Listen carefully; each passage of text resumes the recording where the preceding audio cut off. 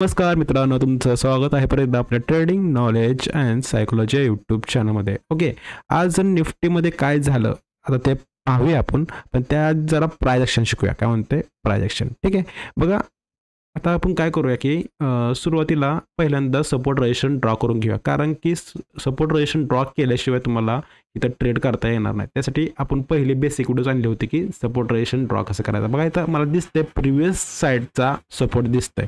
ठीक आहे, तिथून नंतर मार्केट खाली गेलं, ही ठीक आहे, तिथून खाली गेले, पण मी पहिल्यांदा काय केलं की सपोर्ट लाईन ड्रॉ करून घेतली. आणि ही मी अभ्यास कधी केला असेल, मी म्हणतो येस्टरडे. काय म्हणतो येस्टरडेला.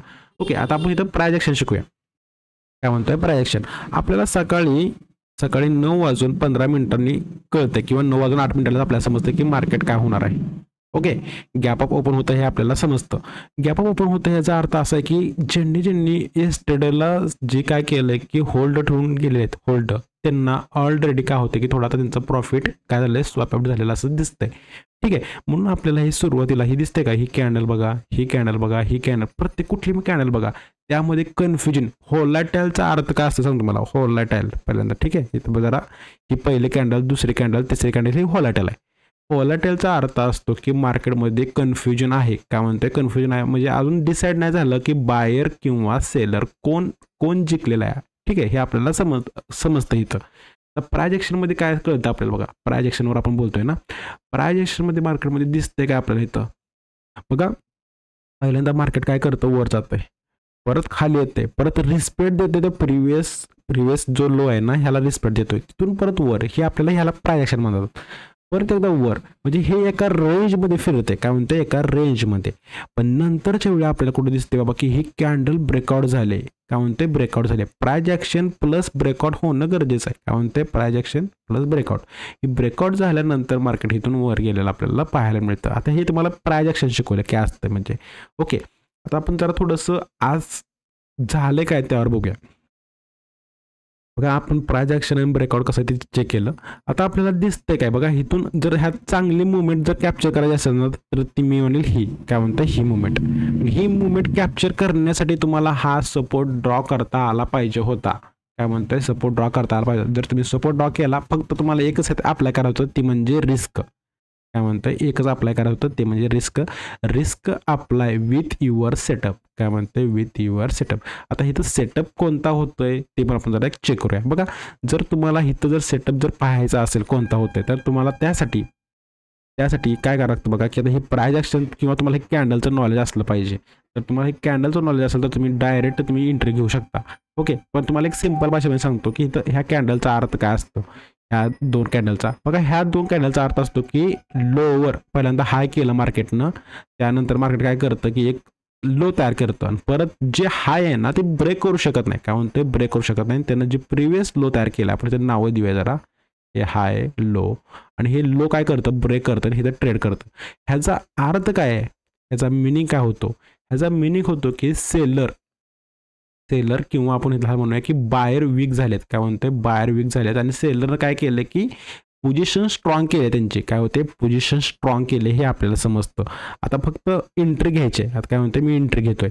ओके, ह्याला एंट्री घ्यायचं रिझन आहे, ही काय म्हणतं तुम्हाला सांगितलं मी, हा इथं एंट्री घ्यायचं हे रिझन झालं. एंट्री घ्यायचं रिझन किंवा आपला एक सेटअप म्हणता येईल. पण जास्त प्रॉफिट मिळेल हे लॉजिक का, काय म्हणतात, जास्त प्रॉफिट मिळेल हे लॉजिक का. बघा, त्याच्यासाठी आपल्याला पहिल्यांदा थोडं प्रिव्हियस यावं लागेल बॅक साईडला. बघा, इथं दिसतंय काय आपल्याला, आयडियाला म्हणजे शुक्रवार दिवशी ज्यांनी इथं ट्रेड मिस केलाय, काय म्हणते, ट्रेड मिस केलाय, त्यांना ही अपॉर्च्युनिटी मिळते. काय म्हणते, अपॉर्च्युनिटी मिळते. फक्त ते वाट पाहत होते की त्यांचा सेटअपचा, काय म्हणते, सेटअपचा वाट पाहत होते.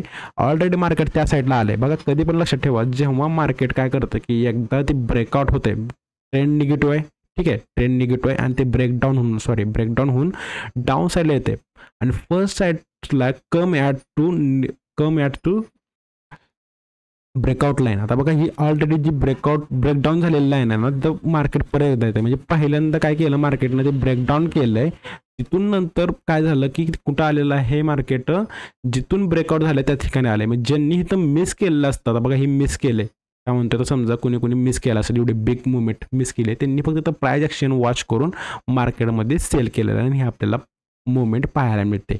ओके, समजतंय का आपल्याला लॉजिक कसं लावायचं आहे की बाबा की इथं विचार काय करू शकतात मार्केटमध्ये, इथं मार्केटमध्ये माणसं विचार काय करू शकतात. बघा जर तुम्ही जर आता अजून एक सांगतो बघा, जर तुम्हाला इथं प्राइस ॲक्शन येत असेल आणि हे ब्रेकआउटला तुम्ही जर एंट्री घेत असाल तर ह्यात एक पॉईंट लक्षात ठेवा, जर तुम्ही ह्या साईडला एंट्री घेतली असेल तर तुम्हाला इथं एक्झिट कंपल्सरी करायचं होतं. काय म्हणतोय, कंपल्सरी एक्झिट करायचं होतं. कारण का, कारण की बघा आता इथं हे सांगतो मी, इथं ऑलरेडी रजिस्टर्स आहे ना. जर मार्केटला हा रजिस्टन्स ब्रेक करायला असतं तर मार्केटने इथं प्राइस ॲक्शन तयार करून वर गेलं असतं तर म्हणता आलं असतं की हां ठीक आहे ओके. पण मार्केटनं काय केलं की लगेच सांगितलं मला इथं की मी बायर सेलर कसे आहेत की स्ट्रॉंग झाले तर ह्या कॅन्डलनं सांगितलेलं आहे. ओके, हे आपल्याला समजलं पाहिजे, हे समजणं गरजेचं आहे. रेजिस्टन्स सपोर्टला हे आपल्याला समजलं पाहिजे की सेलर किंवा बायर कोण स्ट्रॉंग होतं हे समजणं गरजेचं आहे. बघा इथं दिसतंय आपल्याला परत सेलर वीक झालेत. का वीक झालेत आता रिझन सांगतो बघा. जर मार्केटला समजा इथं आल्यानंतर ही एक प्राइस ॲक्शन तयार करतं, पण इथून नंतर मार्केट कंटिन्यू जाण्याऐवजी ते काय करतं की इथं होल्ड करून बेस तयार करतं आणि इथून नंतर मार्केट आपल्याला ही वर केलेलं पाहायला मिळतं. हे आपल्याला कळायला पाहिजे. ओके, आता हे तुम्हाला थोडंसं लर्निंगसाठी सांगितलं की हे असं आपल्याला मार्केटमध्ये लक्ष ठेवून ट्रेड करावं लागतं. ओके, फक्त ऑपॉर्च्युनिटी आली, काय म्हणतोय, ऑपॉर्च्युनिटी आली की आपल्याला ट्रेड करायला. फक्त आता अजून एक महत्त्वाचा पॉईंट, प्लस ॲड करा. ओके, बघा ह्याच्यामध्ये महत्त्वाचं राहिलं ते म्हणजे रिस्क. काय म्हणतोय, रिस्क. आता आपण जी ट्रेंडची व्हिडिओ आणली आहे ना, ट्रेंड, त्यामध्ये पहिला पार्ट आपण कव्हर केला की ट्रेंड आयडेंटिफाय कसं करायचं ते सांगितलं आहे. फक्त त्यामध्ये जी दुसरा व्हिडिओ आहे ना तो राहिला आहे, तो आपण टाकणार आहे. तुम्ही जर पहिले व्हिडिओ वॉच केली नसेल तर वॉच करून घ्या.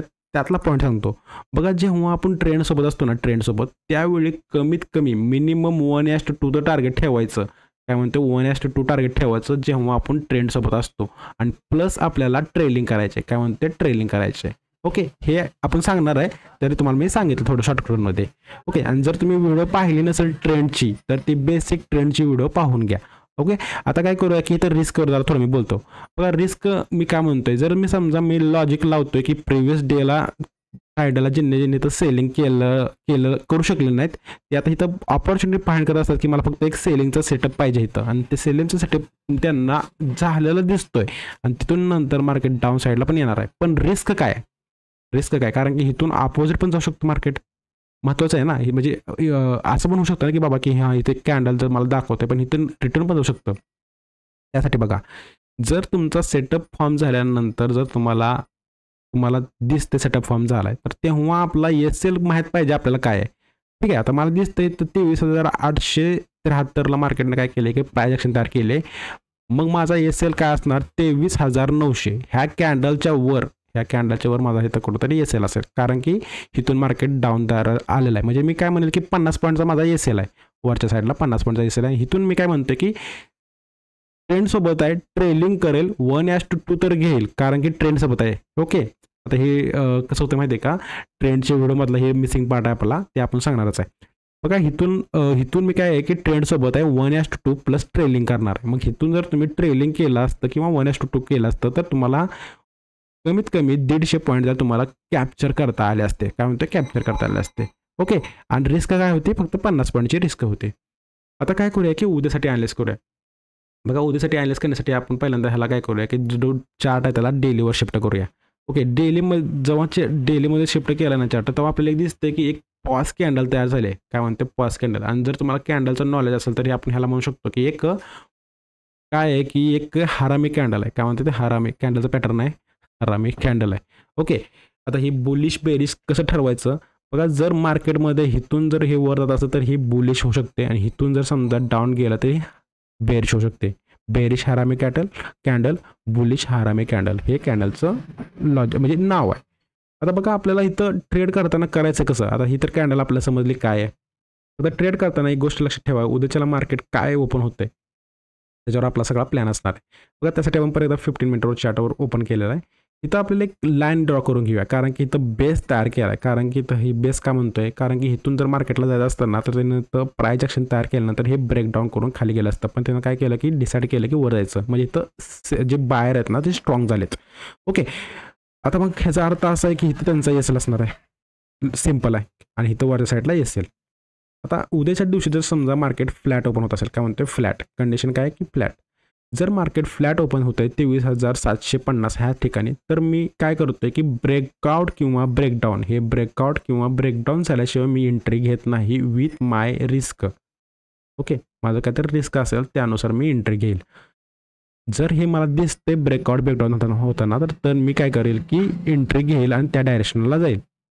दुसरी कंडिशन, जर उद्या मार्केटमध्ये मला दिसते की काय गॅपअप होतं, काय म्हणतो गॅपअप, तर गॅपअप किती पॉईंटचं होतं ते महत्त्वाचं आहे. कारण का, जर समजा मला दिसते इथून मार्केट काय ह्याच्यावरच डायरेक्ट 23,900 असं ओपन होतं दिसते, तर ज्यांचे ऑलरेडी एस एल आहेत ना ते हिट होणार. पण मार्केट काय करेल की इथून काय करेल, पहिल्यांदा सुरुवातीला दाखवेल की थोडंसं डाऊन आलेलं, आणि इथून नंतर मार्केट रिकवर करू शकतं. काय म्हणतोय, रिकवर करू शकतं, कारण की इथं एस एल हिट झालेले आहेत त्यांचे, काय म्हणतोय एस एल हिट झालेले आहेत. मग त्यामुळं काय म्हणतोय, मार्केट पहिल्यांदा आपल्याला दाखवेल इथं, काय म्हणतोय इथं दाखवेल थोडंसं मार्केट खाली आलेलं, प्राइस ॲक्शन तयार करेल इथून जेव्हा बेस तयार करेल, आणि बेस तयार करून नंतर जेव्हा ही ब्रेकआउट करेल तेव्हा आपल्याला ह्या डायरेक्शनला जायचं आहे.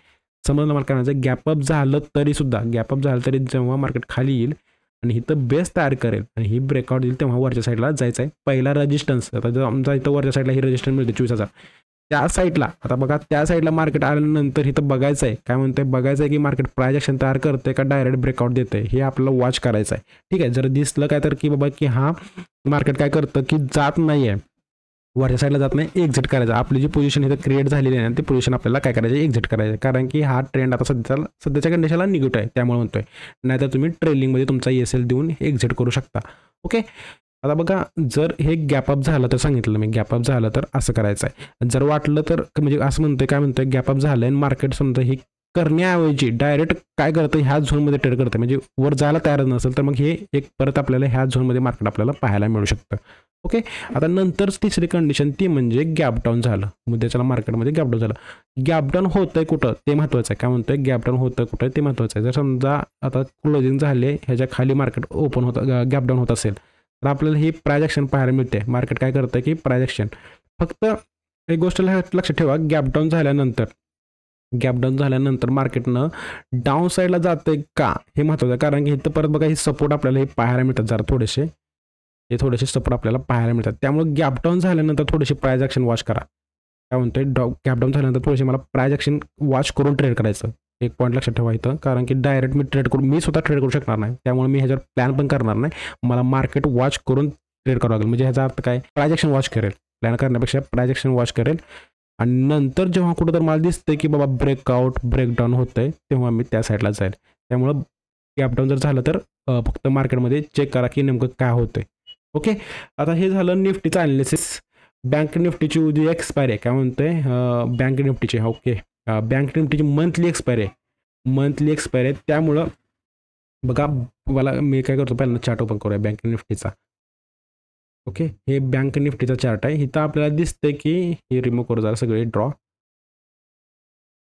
हे आपल्याला इथं दिसतंय मार्केटमध्ये आज बँक निफ्टी खूप स्ट्रॉंग होती. म्हणजे स्ट्रॉंग म्हणजे त्यानं काय केलं की त्यानं होल्ड केलं, पोझिशन त्याचे होल्ड केले. तर फक्त बँक निफ्टीमध्ये ट्रेड करताना कसं आहे माहिती आहे का, की ट्रेड करताना तुम्हाला जेव्हा सेलरचे एस एल हिट होतील, काय म्हणतो बघा, लक्षात ठेवा, अजून एकदा पॉईंट लक्षात ठेवा. बँक निफ्टीमध्ये जर उद्या तुम्ही ट्रेड करणार असाल, तर पहिल्यांदा ऑप्शन चार्टमध्ये जायचं, काय म्हणतोय, ऑप्शन चार्टमध्ये जायचं, आणि सेलरचे एस एल आणि त्यांचे एस एल कुठं असतील ते तुम्हाला मी शिकवलं आहे, एस एल कसे ड्रॉ करायचे. तुम्ही जर व्हिडिओ वॉच केले असं तुम्हाला ते समजून जाईल. त्यासाठी व्हिडिओ आता पाहणे गरजेचं आहे बघा. तरी पण त्याच्या डिस्क्रिप्शन बॉक्समध्ये एक लिंक देईल की सेलरचे एस एल कसे हिट होतात. ओके, बघा, उद्याच्याला आपल्याला काय करायचं आहे, बँक निफ्टीमध्ये ट्रेड करत असाल तर इथं आपल्याला जिथे सेलरचे एस एल आहेत ते ड्रॉ करून घ्यायचे. ठीक आहे, ड्रॉ करून घ्यायचे. हे कुठं आपल्याला पाहायला मिळतं, ऑप्शन चार्टमध्ये. काय म्हणतोय, ऑप्शन चार्टमध्ये आपल्याला हे पाहायला मिळतं. ड्रॉ करून घेतले, जेव्हा आपल्याला दिसते की मार्केट सक्सेसफुली तो रेजिस्टन्स ब्रेक करून त्याच्यावर होल्ड करतंय, काय म्हणतंय, रेजिस्टन्स. आता समजा ते मार्केट प्राइस ॲक्शन काय तयार करेल, प्राइस ॲक्शन तयार केल्यानंतर हे रेजिस्टन्स ब्रेक झाला आणि ह्याच्यावर इथं होल्ड करत असेल तेव्हा माझी ही एंट्री असेल. ओके, आणि तिथून मी डायरेक्ट काय करू शकतो, ह्या साईडला जाऊ शकतो. जर बँक निफ्टीमध्ये ट्रेड करत असाल तर कन्फर्म एंट्री प्लस ट्रेलिंग करणं गरजेचं आहे. काय म्हणतं, ट्रेलिंग करणं गरजेचं आहे, एवढंच करायचं, दुसरं काही करायचं नाही. जर वाटत असेल रिस्क आहे, बँक निफ्टीमध्ये रिस्क वाटत असेल तर निफ्टीमध्ये या. निफ्टीमध्ये सिम्पल आहे, निफ्टीमध्ये फक्त चेक करायचं आपण जे सांगितलं तसं होतंय का. त्यानुसार ट्रेड करायचं. ओके, उद्याच्याला आपण काय करूया, दोन्ही पण वॉच करूया, बँक निफ्टी आणि निफ्टी काय होतं आणि त्याचं संध्याकाळी ॲनालिसिस करूया उद्याच्या दिवशी. ओके, बाय, भेटूया नंतर.